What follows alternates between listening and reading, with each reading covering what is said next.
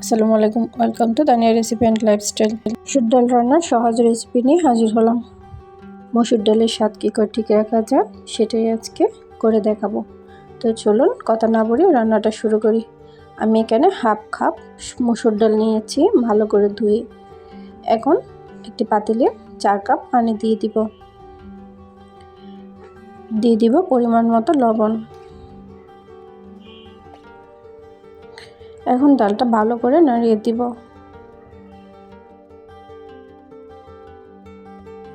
10 minute পর ডালটা যখন এই পর্যায়ে চলে আসবে, তখন উপর থেকে যে ফেনাগুলো আছে ওগুলো ফেলে দিব।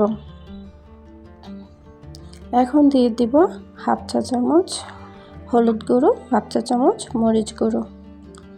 ডাল যদি বেশি রান্না করতে চান একটু পানি বেশি দিবেন। এখন দিয়ে দেব সামান্য একটু আদা বাটা ও জিরা বাটা।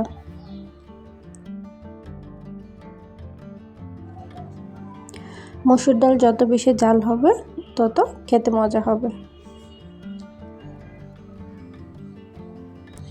এই পর্যায়ে দিয়ে দিব সামান্য একটু পেঁয়াজ ও সামান্য একটু রসুন কুচি করা, আর সাথে দিয়ে দিব একটি তেজপাতা। যারা আমাদের চ্যানেলটি সাবস্ক্রাইব করেনি প্লিজ সাবস্ক্রাইব করে নিন।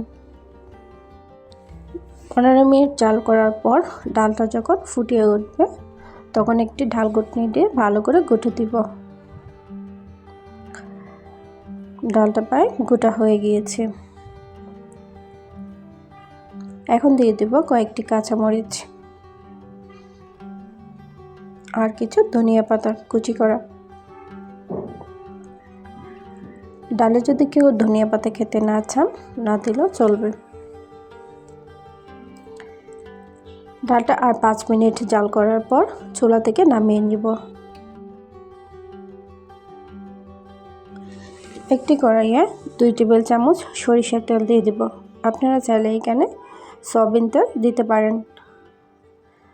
আর দিয়ে দিব সামান্য একটু পেঁয়াজ ও রসুন কুচি করা, দিয়ে হালকা ব্রাউন কালার করে ভেজে নেব। আর দিয়ে দিব কয়েকটি কালো জিরা। এখন ডালটা চুলায় বসিয়ে তেলটা ভালো করে ঢেলে দিব এবং নাড়িয়ে চুলাটা বন্ধ করে দিব। তো ডালটা রেডি। ভিডিওটি কেমন লাগছে অবশ্যই কমেন্ট করে জানাবেন। এখন সার্ভ করে দেখাচ্ছি কতটুকু ঘন এবং পারফেক্ট ডাল হয়েছে। তো সবাইকে অসংখ্য ধন্যবাদ ভিডিওটি দেখার জন্য। আল্লাহ হাফেজ।